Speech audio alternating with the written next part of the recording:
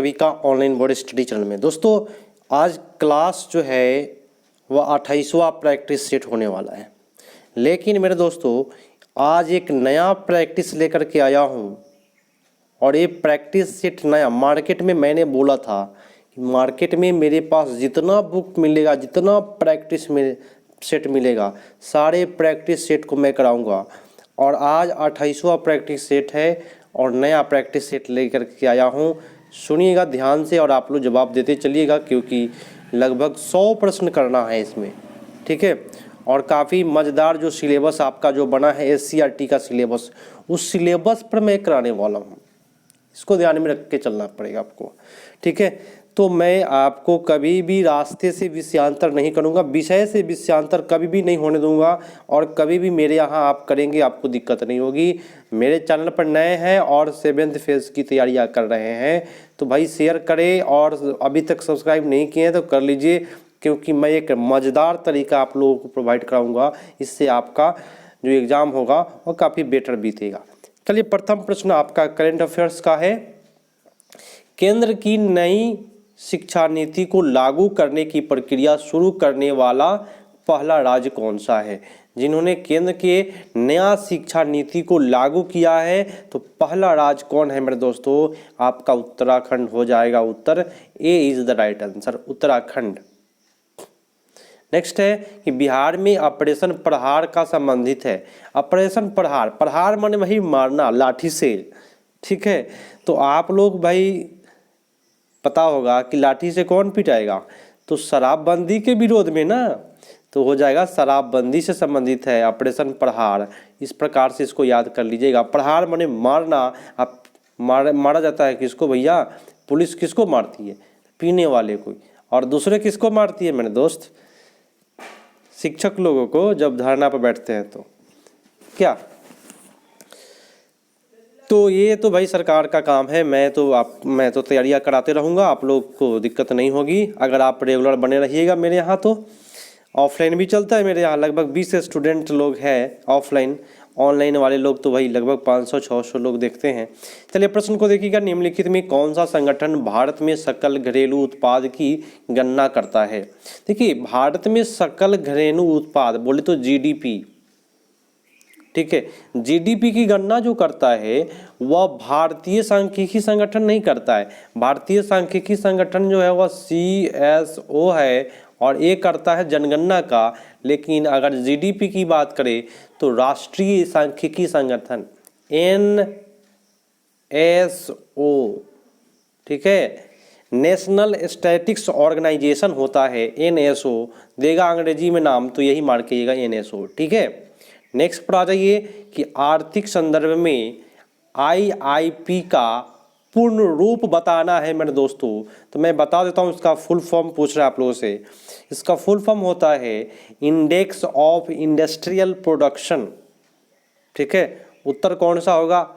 D हो जाएगा आपका सबसे बेटर। कुछ नया लेकर के आया हूँ आज, क्योंकि मेरे दोस्तों मैं आपको बताया था कि जो किरण प्रकाशन का जो प्रैक्टिस सेट है वह थोड़ा सा लो लेवल का है, लेकिन आपको नंबर 1 है किरण का, क्योंकि SCRT पैटर्न बनाया है। दूसरे नंबर पर प्रभात पब्लिकेशन का है जो थोड़ा सा उच्च लेवल है, लेकिन ये भी आपका SCRT पैटर्न पर है, तो इसको भी करना है। उसके बाद मैं कराऊंगा भारतीय प्रकाशन का, जो सबसे अच्छा जाना जाता है, बहुत पुराना प्रकाशन है।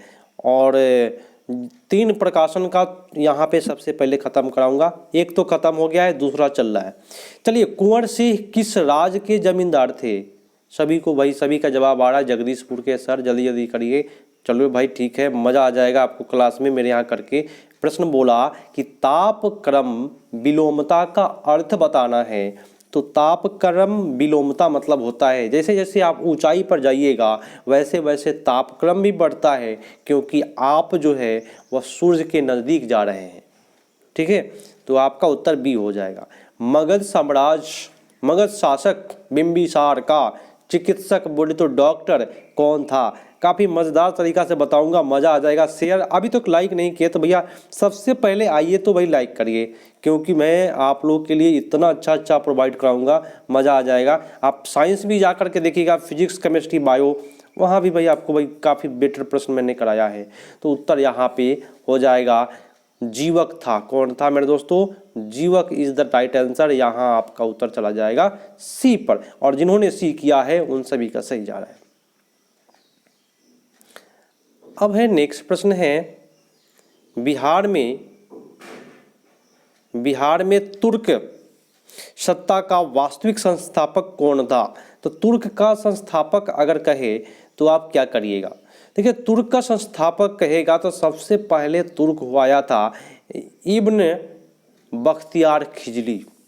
तुर्क सत्ता का वास्तविक संस्थापक बख्तियार खिजली था। ठीक है, यहाँ आपका उत्तर बी पर जाएगा। नेक्स्ट है कि बिहार के प्रथम गवर्नर कौन थे? बिहार के, भारत के नहीं, बिहार के प्रथम गवर्नर कौन थे? एक नया प्रश्न आप लोगों के लिए जुड़ रहा है, ये प्रश्न को याद करना पड़ेगा आपको। ठीक है, सत्येंद्र प्रश्न सिन्हा। ठीक है, बिहार के प्रथम गवर्नर थे सत्येंद्र प्रश्न सिन्हा। नेक्स्ट नंबर दोस्तों, संस्थाल विद्रोह के नेता कौन थे? तो संस्थाल विद्रोह के नेता आप सभी को पता है कि सिद्धू और कान्हू जी थे। आपका उत्तर हो जाएगा B is the right answer. Next है कि सौरमंडल का प्रधान आकाशीय पिंड कौन सा है? प्रधान बोले तो क्या, जो बीच में होता है, जो मेन होता है। ठीक है, तो प्रधान हो जाएगा आपका सूर्य जो है वह सौरमंडल का प्रधान आकाशीय पिंड होता है। बात समझे? नेक्स्ट पर आ जाइए कि द्वितीय बौद्ध संगीति का आयोजन किसके राज्यकाल में हुआ है? तो द्वितीय बौद्ध संगीति जो हुआ था मेरे दोस्तों, याद रखिएगा, इसका एक ट्रिक है अक।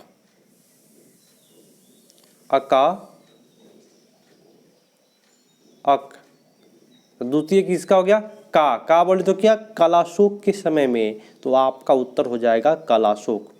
ठीक है, अक याद रखिएगा। चलिए, अकबर ने इबादत खाना का निर्माण करवाया था। वो कहाँ पे करवाया था? आप सभी को पता है कि फतेहपुर सीकरी में अकबर ने इबादत खाना का निर्माण करवाया है। नेक्स्ट है कि आर्य समाज की स्थापना हुई थी। आप सभी को पता है कि आर्य समाज की स्थापना जो है 1875 ईस्वी में हुआ है, सभी को पता है। नेक्स्ट पर आ जाते हैं। प्रश्न निम्नलिखित में कौन सा काकोरी कांड से संबंधित नहीं है? काकोरी कांड से संबंध नहीं रहता है तो मात्र एक व्यक्ति है इस विचारों में। देखिए, उस समय में काकोरी कांड में अशफाकुल्ला खां थे, रोशन लहड़ी था, राम प्रसाद बिस्मिल था, लेकिन ये आपको सूर्यसेन जो थे, यह आपको काकोरी कांड से संबंधित नहीं है। ये चटगांव एक हुआ था, उससे संबंधित है। तो आपका उत्तर जाएगा सी पर। नेक्स्ट है कि भारतीय संविधान का कौन सा भाग मौलिक अधिकार से संबंधित है? देखिए, मौलिक अधिकार की बात करें तो भाग आपका 3 हो जाता है, और मौलिक कर्तव्य की बात करें तो आपका भाग 4 हो जाता है। ठीक है, भाग नीति निर्देशक भाग 4 है, और मौलिक कर्तव्य जो हो जाता है वह 4 का क हो जाता है। भाग 1 में भारत राज्यों का संघ है। ठीक है, इस प्रकार से आपको याद होना चाहिए। भाग टोटल कितने हैं? टोटल 22 भाग है। ये प्रश्न भी पूछा जाएगा, लेकिन घुमा करके। प्रश्न बोलता है, सुनिए, पंचायती राज को सुदृढ़ करने हेतु निम्नलिखित में से कौन सा भारतीय संविधान का संशोधन किया गया? कभी भी पंचायती राज की बात करेगा तो 73वां संविधान संशोधन पंचायती राज से है, और 74वां कहेगा तो नगर पालिका से है। तो 73वां याद रखिएगा पंचायती राज, और 74वां कौन सा हो जाएगा? पंचायती राज। 44वां संविधान संशोधन आप लोग जानते हैं। 86वां भाई शिक्षा से संबंधित है। 42वां संविधान संशोधन हुआ था 1976 ईस्वी में। ये सब हिट संशोधन दिया हुआ है। इस तीनों संशोधन को आपको देखना पड़ेगा। चलिए, अंतर्राष्ट्रीय न्यायालय का मुख्यालय बता दीजिए। तो अंतर्राष्ट्रीय न्यायालय का जो मुख्यालय है वह द हेग में है। कहाँ है? The Hague. ठीक है, आपका उत्तर हो जाएगा A is the right answer. Next प्रश्न है कि जनसंख्या नियंत्रण और परिवार नियोजन विषय भारतीय संविधान के अंतर्गत किस सूची में आता है? तो जनसंख्या एवं परिवार नियोजन की बात कभी भी करेगा तो उस पर समवर्ती सूची जाएगा। ठीक है मेरे दोस्तों, तो आपका उत्तर होगा समवर्ती सूची में जाता है। ए इज द राइट आंसर। निम्नलिखित में कौन सी नीति निर्देशक सिद्धांत विदेश नीति से संबंधित है? मतलब इसमें कौन सा अनुच्छेद है जो विदेशों में माना जाता है उससे संबंधित है तो याद रखिएगा, और विदेश से संबंधित है तो ये आपका होगा 51। 51 क्यों हुआ? क्योंकि 51 में है मौलिक कर्तव्य, राज्य के नीति निर्देशक तत्व, और ये राज्य के नीति निर्देशक जो तत्व है वह आयरलैंड से लिया गया है। तो आयरलैंड कहाँ हुआ? विदेश हो गया मेरे दोस्तों। तो आपका उत्तर हो जाएगा सी इज द राइट आंसर। अच्छा, केवड़ा किस प्रकार की खेती के लिए प्रसिद्ध है? नया प्रश्न पूछा आपसे। केवड़ा जो है याद रखिएगा, करेवा है ना, करेवा जो है वह केसर के लिए प्रसिद्ध है। याद रखिएगा, किसके लिए प्रसिद्ध है? केसर के लिए प्रसिद्ध है करेवा। नेक्स्ट प्रश्न है, देखिएगा मजेदार प्रश्न दे रहा है काफी। भाई निम्नलिखित में शैलों में कौन सा औषधि शैल है? तो देखिए औषधि शैल का उदाहरण है, इसमें शैल जो होता है खुद औषधि शैल होता है। औषधि शैल में आता है बलुआ पत्थर भी आता है, ठीक है। तो यहाँ शैल भी जो है वो क्या है? औषधि शैल है। नेक्स्ट पूछ रहा है आपसे प्रश्न कि पूछल तारे की जो पूंछ होती है वह सदैव होती है। देखिए इस प्रकार से गोला टाइप के होता है, और गोला टाइप को होता है इस प्रकार से इसका पूंछ होता है, ठीक है। तो ये सूर्य के विपरीत साइड में होता है पूछल तारे का पूंछ। तो आपका उत्तर कौन सा जाएगा? विपरीत साइड वाला मानेंगे बोले तो कौन सा उत्तर होगा? बी पर, सूर्य से दूर की ओर। अच्छा, निम्नलिखित में कौन सा भ्रंश से संबंधित है? भ्रंश घाटी जानते हैं आप लोग? तो भ्रंश से संबंधित आपका उत्तर हो जाएगा मानेन। मानेन जो है वह भ्रंश से संबंधित है, आपका उत्तर जाएगा सी पर। नेक्स्ट है कि निम्नलिखित में कौन सा उष्णकटिबंधीय मरुस्थल नहीं है? देखिए उष्णकटिबंधीय मरुस्थल की बात अगर करें तो वहाँ पे 5 से लेकर के 30 डिग्री सेल्सियस तक उसका अक्षांश के बीच में जो पाया जाता है वह उष्णकटिबंधीय होता है। गोबी मरुस्थल जो है वह उष्णकटिबंधीय नहीं है, ये सबसे ठंडा रेगिस्तान है गोबी मरुस्थल। और ये गोबी जो है वह मंगोलिया में है, और गोबी मरुस्थल जो है वह एशिया का सबसे बड़ा मरुस्थल है, ये आप सभी को पता है ना पता? ठीक है। नेक्स्ट है कि निम्नलिखित में कौन सी दक्षिण सहायक सामग्री महाद्वीप के अनुपातिक क्षेत्र एवं आकार को दर्शाने में सर्वाधिक उपयुक्त है? देखिए महासागर का अनुपात की कितने अनुपात पर महासागर स्थित है, कितने अनुपात पर थल स्थित है, इसको दर्शाने के लिए सबसे बेटर चीज़ होता है तो वो ग्लोब होता है। क्या होता है दोस्तों? ग्लोब होता है। आपका उत्तर जाएगा A is the right answer, ठीक है। चलिए बहुत बेटर। नेक्स्ट कहता है और कि भारत में प्रथम कोयला खान कहाँ खोदी गई? देखिए कोयला के लिए प्रसिद्ध है झारखंड की झरिया, लेकिन सबसे पहले कोयला खदान जो खोदा गया था वह आपको रानीगंज में खोदा गया है 1774 ईस्वी में। याद रखिएगा रानीगंज 1774 ईस्वी में सबसे पहले कोयला खोदा गया है, और रानीगंज जो है वह पश्चिम बंगाल में है, ठीक है। याद रखिएगा इसको। अच्छा आ जाइए कि भारत की जनगणना 2011 के अनुसार सबसे अधिक अनुसूचित जनजाति कौन है? देखिए सबसे अधिक अनुसूचित जनजाति की बात करेगा तो भील में सबसे ज़्यादा अनुसूचित जनजाति भरा हुआ है, तो आपका उत्तर जो जाएगा वह सी पर चला जाएगा, ठीक है। नेक्स्ट पर आ जाइए कि यू आकार की घाटी का निर्माण होता है। देखिए यू आकार की घाटी का निर्माण करने का काम वो हिमनद करता है। कौन करता है? हिमनद करता है। तो आपका हो जाएगा उत्तर D is the right answer. Next है कि बिहार राज्य का कुल भौगोलिक क्षेत्रफल है कितना है? तो 94,163 वर्ग किलोमीटर में बिहार राज्य फैला हुआ है। तो आपका उत्तर जो जाएगा वह सी पर चला जाएगा। नहीं दिक्कत है कोई? अगर दिक्कत हो मेरे दोस्तों भाई कमेंट करिएगा, और आप सभी का कमेंट मैं देखता हूं, और अधिक से अधिक शेयर अपने दोस्तों के पास ज़रूर करिए, क्योंकि भाई मैं आपको जो करा रहा हूँ पूरा गोल्डन चीज़ है, ठीक है। प्रश्न है कि राजपूत पेंटिंग के लेखक कौन है? देखिए राजपूत पेंटिंग का लेखक की बात करेगा तो आनंद के कुमार स्वामी साहब है, ये राजपूत पेंटिंग के लिए जाना जाता है। नेक्स्ट है कि लोक कला का संबंध किससे है? इस प्रकार का प्रश्न सेट किया गया है SCRT से कि लोक कला का संबंध बताइए किससे है। देखिए लोक कला बोलते लोगों के द्वारा, और लोगों के द्वारा जो होगा वह क्षेत्रीय कला कहलाएगा, ठीक है। नेक्स्ट प्रश्न पर आ जाते हैं। कहता है कि ज्यामितीय डिजाइन कहते हैं। भाई ज्यामितीय डिजाइन क्या कहते हैं? तो ज्यामिति के आकार से बना हुआ डिजाइन को क्या कहेंगे? ज्यामितीय डिजाइन। तो आपका उत्तर जाएगा B is the right answer. ठीक है। नेक्स्ट है कि एपन का संबंध किस राज्य से है? एपन का संबंध किस राज्य से है?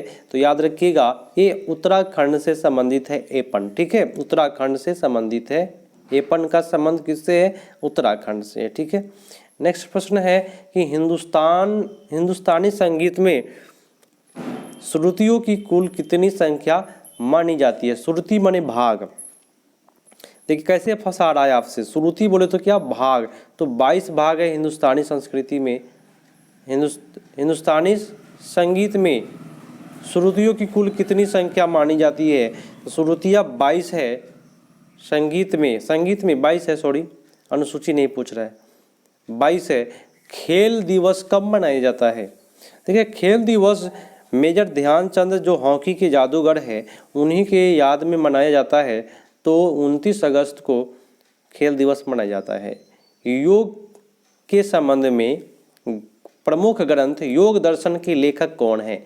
योग दर्शन के टोटल 100 प्रश्न कराऊंगा मेरे दोस्तों। आप लोग नए हैं लाइक कर दीजिए, क्योंकि भाई काफ़ी बेटर प्रोवाइड कराऊंगा आपको। मैं बार बार बोल रहा हूँ, लाइक कर दीजिए एक बार, और अभी तक सब्सक्राइब नहीं किए कर दीजिए क्योंकि मज़ेदार हो रहा है। ठीक है, चलिए। योग दर्शन का प्रवर्तक पतंजलि है, महर्षि आपका उत्तर हो जाएगा ए। और अगला है कि जियन नामक प्रोटीन किस फसल से संबंधित है?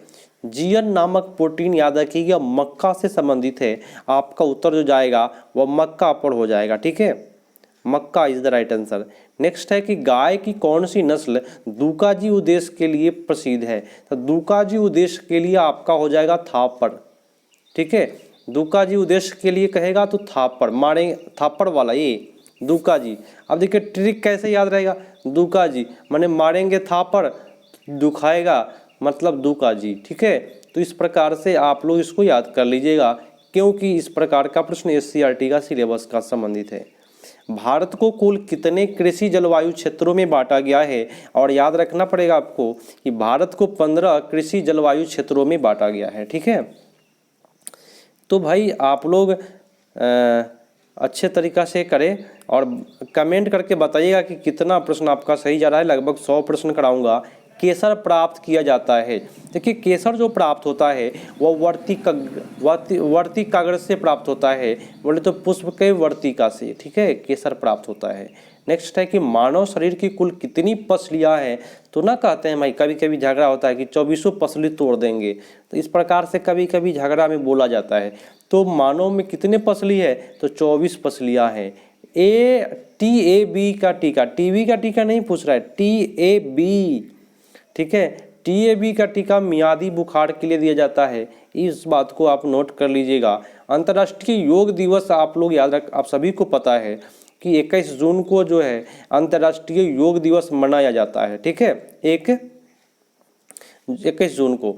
अच्छा, किन वस्त्रों में गोंद के कलफ का उपयोग होता है? तो गोंद के कलफ का उपयोग होने वाला है वह आपका होता है रेशमी वस्त्र में। कैसे वस्त्र में? रेशमी वस्त्र में गोंद के कलफ का प्रयोग किया जाता है, जो गीला गीला टाइप का होता है, तो रेशमी वस्त्र के लिए बनाया जाता है। नेक्स्ट है कि भाई हिंदुस्तानी संगीत में शुद्ध और विकृत कुल मिलाकर के कितने स्वर है? देखिए स्वर तो 7 है, लेकिन कुल मिलाकर के पूछ रहा है और कुछ ऐड करवा रहा है, तो टोटल आपका 12 है, 12 स्वर है। नेक्स्ट प्रश्न कि 4 ताल का प्रयोग किस गायकी के साथ किया जाता है? 4 ताल का प्रयोग याद रखिएगा, ये ध्रुपद गायकी के लिए 4 ताल का प्रयोग किया जाता है। कौन सा गायकी? ध्रुपद गायकी का।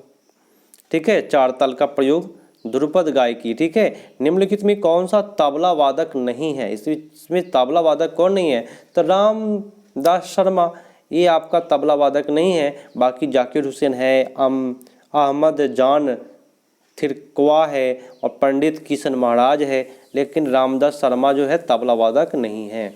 चलिए, प्रथम राष्ट्रीय खेल का आयोजन कहाँ पे हुआ था? आप सभी को पता है कि भाई भारत की राजधानी नई दिल्ली है, वहीं पे प्रथम राष्ट्रीय खेल होगा। तो आपका उत्तर हो जाएगा D is the right answer. आज भारत को गीता की नहीं बल्कि फुटबॉल मैदान की आवश्यकता है, यह किस विचारक ने प्रस्तुत किया? याद रखिएगा, फुटबॉल मैदान की आवश्यकता है, आपको ये बोले थे स्वामी विवेकानंद जी, क्योंकि उस बात को समझ रहे हैं कि भाई खेल क्षेत्र में भी आगे बढ़ना है, तो फुटबॉल में भी सबसे बेटर खेल माना जाता है फुटबॉल, क्योंकि क्रिकेट तो भाई इतना हो गया है कि उसको अब अच्छा नहीं मानता है लोग, लेकिन फुटबॉल खिलाड़ियों का नाम आज भी लिया जाता है। ठीक है, सामुदायिक विकास कार्यक्रम कब शुरू किया गया? ठीक है, सामुदायिक विकास कार्यक्रम एंडिस ये आपका जो हुआ था 1952 ईस्वी में हुआ है। ठीक है, आपका उत्तर डी हो जाएगा। ठीक है, एक सेकेंड, आप सभी कोई नए हैं सब्सक्राइब करिए और आप लोग रेगुलर 2 बजे दोपहर में जुड़ जाइएगा, दिक्कत कभी भी नहीं होगा। 2 बजे रेगुलर आपका लाइव चलने वाला है। अच्छा, भारत में उच्चतम न्यायालय के संविधान के बुनियादी ढांचे का सिद्धांत दिया है। भाई उच्चतम न्यायालय का जो बुनियादी ढांचा है उसका सिद्धांत केशवानंद भारती मामले में दिया गया है। याद रखिएगा, उच्चतम न्यायालय बोले तो क्या, सुप्रीम कोर्ट, और इसका जो बुनियादी ढांचा तैयार किया वह केशवानंद भारती मामला किया है। ठीक है, नेक्स्ट है कि भारतीय संविधान के किस अनुच्छेद के अंतर्गत राज्यपाल एक विधेयक को राष्ट्रपति की स्वीकृति के लिए सुरक्षित रखने की शक्ति रखता है? देखिए, सुरक्षित रखने की शक्ति रखता है तो यह आपका उत्तर हो जाएगा अनुच्छेद 201 अनुच्छेद को सुरक्षित रखने की शक्ति रखता है, 201 को। नेक्स्ट है कि भारत के उपराष्ट्रपति का निर्वाचन मंडल द्वारा किया जाता है, ये सदस्य होते हैं। तो उपराष्ट्रपति के चुनाव में कौन कौन भाग लेते हैं, ये प्रश्न पूछ रहा है, घुमा करके पूछता है आपसे। तो उपराष्ट्रपति के चुनाव में संसद के दोनों सभी सदस्य भाग लेते हैं, तो आपका उत्तर हो जाएगा संसद के दोनों सदनों के सभी सदस्य। ठीक है, तो 54 का उत्तर आपका जाएगा बी पर। नेक्स्ट है कि भाई कौन सा देश दक्षेस का सदस्य नहीं है? कौन सा देश दक्षेस का सदस्य नहीं है? दक्षेस बोले तो भारत के अगल बगल के जो भी पड़ोसी देश है वो सब शामिल है, जैसे कि बांग्लादेश हो गया, नेपाल हो गया, भूटान हो गया, ठीक है, म्यांमार हो गया, तो इस सारे दक्षेस में है। लेकिन जापान जो है वो अलग है, ये दक्षेस में सदस्य नहीं है। अच्छा, केंद्रीय बीज की संतति है, ये बीज की संतति होता क्या है? देखिए, बीज का प्रकीर्णन समझते हैं, एक जगह से दूसरे जगह बीज जब जाता है तो उसको बीज की संतति कहते हैं। तो आपका उत्तर कौन सा हो जाएगा? 56 का उत्तर बताएं। डी, हाँ, प्रजनन बीज। ठीक है, नेक्स्ट है कि केंद्रीय औषधि एवं सुगंधित पौधा संस्थान स्थित है। केंद्रीय औषधि एवं सुगंधित पौधा संस्थान ये आपको लखनऊ में स्थित है। याद रखिएगा इस प्रश्नों को, काफ़ी मज़ेदार है। औषधि की बात करेगा, लखनऊ माइंड में दौड़ना चाहिए। चलिए, मार्मलेड बनाने के लिए सर्वाधिक उपयुक्त फल कौन सा है? तो मार्मलेड बनाने के लिए आपको पर्यावरण में आप लोग पढ़े हैं माल्टा। ठीक है, आपका उत्तर हो जाएगा ये सीटेट वाला प्रश्न है। केंद्रीय खाद्य प्रौद्योगिकी संस्थान कहाँ स्थित है? खाद्य प्रौद्योगिकी संस्थान कहाँ है? तो खाद्य कहाँ हो जाएगा? तो कर्नाटक में है। केंद्रीय खाद्य प्रौद्योगिकी संस्थान कहाँ पे है? तो कर्नाटक है दोस्तों। नेक्स्ट प्रश्न है कि जेली बनाने में किस परिरक्षक का प्रयोग होता है? माने जेली जब बनाना पड़े तो वहाँ पे बिना शर्करा के जेली बनेगा ही नहीं, तो शर्करा का प्रयोग किया जाता है जेली बनाने में। ठीक है, नेक्स्ट है कि भारत छोड़ो का नारा किसने दिया? देखिए, भारत छोड़ो का नारा जो प्रसिद्ध हुआ वो महात्मा गांधी की वजह से हुआ, लेकिन ये नारा जो देने का काम हुआ है भारत छोड़ो, वह यूसुफ मेहर अली के द्वारा दिया गया है। तो उत्तर आपका होगा यूसुफ मेहर अली। ठीक है, क्वेश्चन को फंसाया है। चलिए, इनमें से वह नेता कौन था जिसने भारत में मजदूर आंदोलन को संगठित किया? तो भाई मजदूर आंदोलन को संगठित करने का काम वो किया है एम लोखंडे। मजदूर आंदोलन को संगठित करने का काम लोखंडे साहब किए हैं। आपका उत्तर जाएगा सी पर। इनमें किसके द्वारा द्वितीय गोलमेज सम्मेलन में भाग नहीं लिया था और कौन व्यक्ति था कि भाग नहीं लिया? तो याद रखिएगा, महादेव देसाई तो गए थे गांधी जी के साथ में, प्यारे लाल नैयर भी थे, मदन मोहन मालवीय भी थे, लेकिन जवाहरलाल नेहरू थे, वह द्वितीय गोलमेज सम्मेलन में भाग नहीं लिए। ठीक है, नेक्स्ट है कि इनमें से कौन से सबसे कम आयु के भारतीय राष्ट्रीय कांग्रेस का अध्यक्ष बनने वाला व्यक्ति था? काफी मजेदार प्रश्न है। देखिए, अब्दुल कलाम आजाद जो थे वह भारतीय राष्ट्रीय कांग्रेस का अध्यक्ष बनने वाला सबसे कम उम्र के व्यक्ति थे। वैवेल योजना किस वर्ष प्रस्तुत हुआ था? याद रखिएगा, वैवेल योजना जो प्रस्तुत हुआ वह 1945 ईस्वी में हुआ है। ठीक है, चलिए चटगांव की बात मैं सुबह कर रहा था, किससे संबंधित है? चटगांव, आरमड़ी, रेड, इनमें से कौन से संबंधित था? तो सूर्यसेन। चटगांव की बात कभी भी कहेगा तो सूर्यसेन। ठीक है, नेक्स्ट है कि आज़ाद हिंद फौज का प्रधान कार्यालय कहाँ स्थित है? आज़ाद हिंद फौज का कार्यालय जो है वो आपको रंगून में है मेरे दोस्तों, आपका उत्तर जाएगा रंगून। ठीक है, चलिए नेक्स्ट पर आते हैं। नेक्स्ट है, देखिएगा, नेक्स्ट कहता है कि निम्नलिखित में किसने गद्दार पार्टी का गठन किया? गद्दार पार्टी का अभी 26वां मिनट चल रहा है, 100 प्रश्न कराना है हमको। ठीक है, निम्न में गद्दार पार्टी का गठन किसने किया? तो लाला हरदयाल ने गद्दार पार्टी की स्थापना की है। आप सभी को पता है 1913 ईस्वी में, नवंबर 1913 ईस्वी को, 1 नवंबर 1913 ईस्वी को लाला हरदयाल ने सैन फ्रांसिस्को में गद्दार पार्टी की स्थापना की है, पता है आप सभी को। अच्छा, निम्नलिखित में से किसने तीनों गोलमेज सम्मेलन में भाग लिया? तो BR अम्बेडकर साहब है जो तीनों गोलमेज सम्मेलन में भाग लिए हैं, तो आपका उत्तर हो जाएगा अम्बेडकर। ठीक है, अच्छा, निम्नलिखित में से किसने क्रांतिकारियों के संगठन अभिनव भारत को संगठित किया था? देखिए, अभिनव भारत को संगठित करने का काम वह आपका होगा विनायक दामोदर सावरकर। आपका उत्तर सी पर जाएगा। यदि जल प्रदूषण की इसी गति से होता रहा तो अंतर्गतवा क्या होगा? तो भाई देखिए, जब प्रदूषण होगा जल तो उसमें ऑक्सीजन की कमी हो जाएगी, और जिस जल में ऑक्सीजन की कमी होती है वह जल प्रदूषित जल कहलाता है। तो उत्तर कौन सा होगा? जलीय जीवों के लिए ऑक्सीजन अनुपलब्ध हो जाएंगे। 71 का आपका डी पड़ जाएगा। नेक्स्ट है कि सरकार की बांध परियोजना का उद्देश्य क्या है? क्या उद्देश्य है बांध परियोजना का? काफी मजेदार प्रश्न दिया हुआ है कि बाघ के आदतों का अध्ययन करना, नहीं, बाघ के प्रजातियों की महत्वपूर्ण जानकारी को एकत्र करना, नहीं, भारतीय बाघ को समाप्त होने से बचाना। बाघ परियोजना क्यों चल रहा है? क्योंकि भारतीय बाघ को समाप्त जो हो रहा है ना, धीरे धीरे वो समाप्त होते जा रहा है, उसको समाप्ति होने से क्या करना? बचाना। ठीक है, आपका उत्तर चला जाएगा सी। नेक्स्ट है कि निम्नलिखित में कौन से पक्षियों का महाद्वीप के नाम से जाना जाता है? सबसे छोटा महाद्वीप तो ऑस्ट्रेलिया है। ठीक है, सबसे बड़ा एशिया महाद्वीप है, लेकिन कह रहा है पक्षियों का महाद्वीप कौन सा है मेरे दोस्तों? तो काफी मजेदार आंसर है इसका।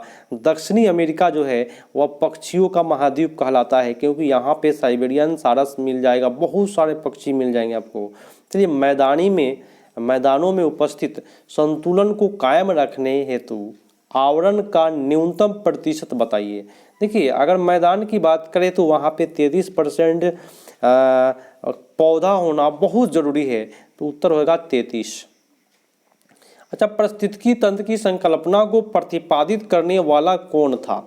बताए, पारिस्थितिकी तंत्र को, ये पर्यावरण का प्रश्न डालने वाला है, उसको संपादित करने वाला, संकल्पना को चलाने वाला व्यक्ति, प्रतिपादित करने वाला टेंसले साहब थे। कौन थे? Tansley, AG Tansley. ठीक है, नेक्स्ट है कि निम्नलिखित, बहुत बड़ा प्रश्न है, इसको भाई छोड़ के भागते हैं, क्योंकि भाई इस साइड उस साइड में भी है और काफ़ी दिक्कत हो जाएगा आप लोगों को देखने में।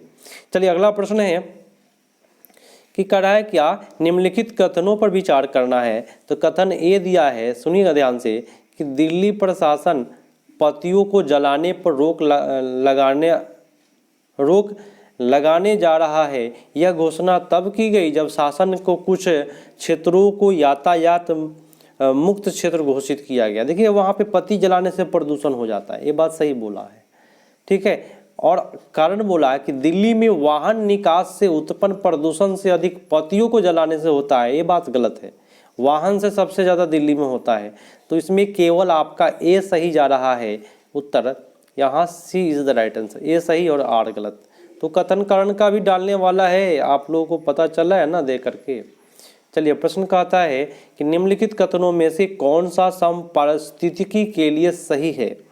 समपारिस्थितिकी के लिए कौन सा सही है, तो मेरे दोस्तों हो जाएगा यह जैव समुदायों के जटिल पारस्परिक संबंध का अध्ययन करना ही समपारिस्थितिकी कहलाता है। माने यह जैव समुदाय के जटिल पारस्परिक संबंध, जो संबंध है जटिल बना हुआ है, उसका अध्ययन करना समपारिस्थितिकी कहलाता है। ठीक है, फिर से आया आपका कथन कारण, काफी मजेदार है कि सूर्याभिताप जयमंडलीय पारिस्थितिकी तंत्र के लिए सबसे महत्वपूर्ण ऊर्जा है। बात सही है, सूर्य क्या है, महत्वपूर्ण ऊर्जा है, ये सही बोला।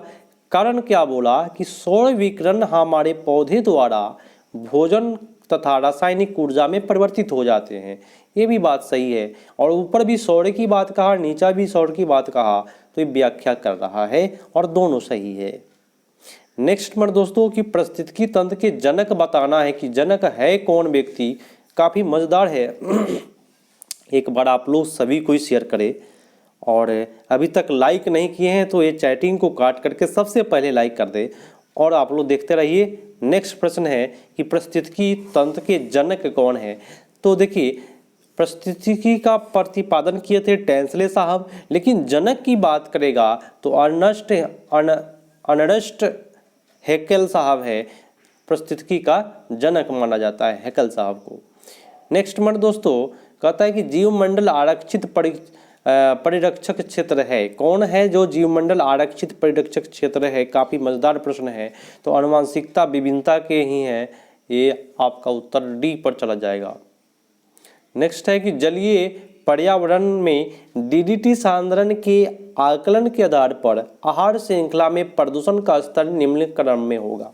देखिए कभी भी प्रदूषण का क्रम की बात करेगा तो पहले पौधा आएगा, और पौधा वाला ऑप्शन आपका यहीं लिखा हुआ है, जल पादप, घोंघा, मछली, पक्षी, ऐसे जाता है। ठीक है दोस्तों। नेक्स्ट प्रश्न है कि भाई किस नगर के प्रदूषण करने वाले उद्योग को प्राकृतिक गैस आधारित प्रौद्योगिकी में सर्वोच्च न्यायालय के आदेशानुसार परिवर्तित करना होगा। तो कौन सा ऐसा है जो सर्वोच्च न्यायालय के अनुसार उसको परिवर्तन करना पड़ेगा, तो आपका होगा आगरा। देखिए क्योंकि आगरा क्यों है, वहाँ पे ताजमहल है और प्रदूषण से संबंधित वहाँ पे सुप्रीम कोर्ट का बात मानना पड़ता है, वहाँ से बगल में फैक्ट्री नहीं लगाने देता है सुप्रीम कोर्ट। ठीक है। नेक्स्ट प्रश्न है दोस्तों कि निम्नलिखित में कौन सा आयोजन ओजोन परत की रिक्ति के लिए उत्तरदायी नहीं है। ओजोन के लिए उत्तरदायी नहीं बोल रहा है, तो भाई ये तो CFC होता है, ठीक है, मेथिल क्लोरोफॉर्म होता है, और ये आपका हाइलान अग्निशामक ये भी होता है, लेकिन नाइट्रस ऑक्साइड जो है वो ओजोन के लिए जिम्मेवार नहीं है, तो उत्तर जाएगा डी पर। नेक्स्ट है कि निम्नलिखित में से कौन सा एक पारिस्थितिकी तंत्र पृथ्वी के सर्वाधिक क्षेत्र में फैला हुआ है। बताए कौन ऐसा पारिस्थितिकी तंत्र जो पृथ्वी में सबसे ज़्यादा फैला है। सबसे ज़्यादा आपका क्या होगा, समुद्र हो जाएगा। ठीक है। नेक्स्ट कह रहा है कि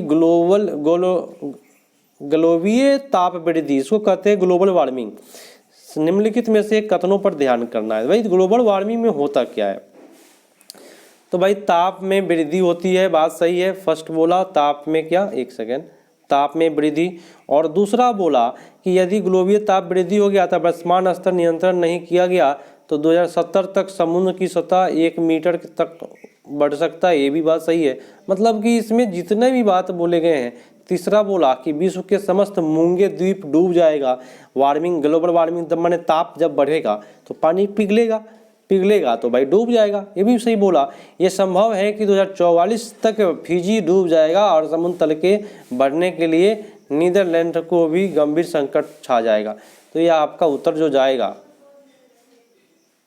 ग्लोबल वार्मिंग का, कहाँ चला गया प्रश्न भाई,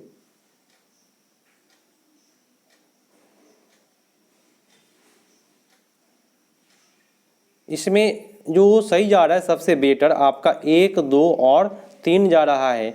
ये लास्ट वाला जो फिजी की बात किया है, एक सेकेंड में दोस्तों, ये जो फिजी संकट में छा जाएगा, ये केवल फिजी ही नहीं छा जाएगा, बहुत सारे ऐसे देश है जो छा जाएंगे। तो 1, 2 और 3 आपका सही जाएगा। ठीक है, नेक्स्ट है, ये तो रीजनिंग इसमें शामिल कर दिया, इसको प्रश्न को करते हैं। ये प्रश्न है भाई, निम्नलिखित में कौन सा एक वृक्ष जो कभी सामाजिक वानिकी में लोकप्रिय था अब एक पारिस्थितिकी आतंकवादी माना जाता है? कौन ऐसा वन है जिसको जंगल का आतंकवादी बोलते हैं? तो यूकेलिप्टस को बोलते हैं जंगल का आतंकवादी। ठीक है, यूकेलिप्टस सबका हो जाएगा। नेक्स्ट है कि निम्नलिखित में कौन अम्ल वृष्टि का कारण है? वृष्टि का कारण है बोले तो अम्ल वृष्टि माने अम्ल वर्षा का कारण है तो सल्फर डाइऑक्साइड। क्या हो जाएगा? सल्फर डाइऑक्साइड अम्ल वर्षा का कारक है। निम्नलिखित में कौन जीडीएम के लिए सत्य नहीं है? नेगेटिव पूछा कि जीडीएम के लिए कौन सा सही नहीं है, तो ये हो जाएगा मेरे दोस्तों, मैं डायरेक्ट आंसर पर चलता हूँ, ये होगा विकास, यह विकसित देशों को विकासशील देशों की परियोजनाओं में पूंजी लगाने को निषेध करता है। ये बात गलत है। ठीक है, कोई भी विकसित देश विकासशील देश में पूंजी लगाएगा तब न विकसित करेगा, ये बात गलत बोला है। निम्नलिखित में विचार करें एवं नीचे दिए गए कूट का सही उत्तर का चयन करें। तो भाई इधर दिया हुआ है, कितने नंबर था भाई? 91 था। हाँ, ए बोला कि भाई प्रकृति पर्यावरण स्वच्छ होता है, बात सही बोला। मानव क्रियाकलाप पर्यावरण प्रदूषण का कारण है, ये भी बात सही है, और ये व्याख्या भी कर रहा है क्योंकि मानव ही प्रदूषण का कारण बनता है। नेक्स्ट बोला क्या? आपका आ गया मैथ, और ये आपका टोटल सेशन समाप्त हुआ मेरे दोस्तों। इसके बाद मैथ है, तो लगभग 80 प्लस प्रश्न, 80 से 90 प्रश्न, हाँ 90 प्रश्न लगभग आपका मैंने कराया। 100 प्रश्न बोलता था लेकिन है नहीं इसमें, लगभग 80 से 90 प्रश्न है।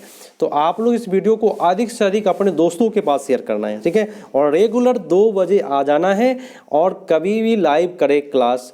अगर अच्छा लगे कोई चीज़ तो उसको नोट डाउन कर ले, कभी भी दिक्कत नहीं होगी। और साइंस का भी मैं वीडियो डालता हूँ, उस वीडियो को जरूर देखिएगा कि साइंस में प्रश्न डालता कैसे है। ठीक है, और ये मैंने जो भी कराया वो आपको एससीईआरटी सिलेबस का थोड़ा सा हाई लेवल है, फंसा करके पूछने का एक लेवल है, तो इसको ध्यान में देख करके जाना है सभी को। ठीक है, लगभग इसमें मैं 20 सेट कराऊंगा, मतलब कि ये आपका 28वां सेट 27वां सेट चल रहा है, 28वां सेट, तो समझ सकते हैं कि अभी 20 और कराऊंगा तो कितना होगा, 48वां सेट हो जाएगा।